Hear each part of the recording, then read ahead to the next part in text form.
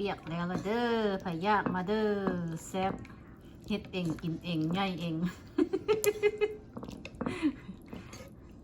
เรียบร้อยพร้อมกินหนาวเฮ็ดเส้นข้าวเปียกเส้นข้าวเปียกกินเองเนี่ยตัดก็เนี่ยขี้ขานล้างเฮ็ดน้อยนึงอันนี้ตัดเอา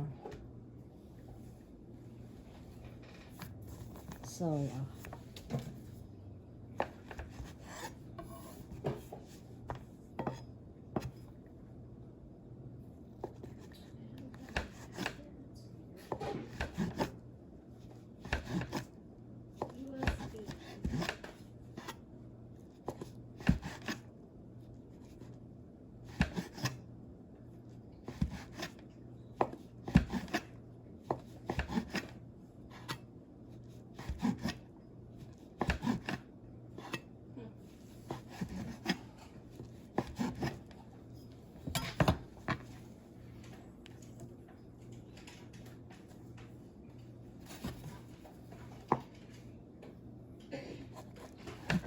อยากมาเด้อข้าวเปียกเส้นหนาวๆสดน้ำร้อนๆ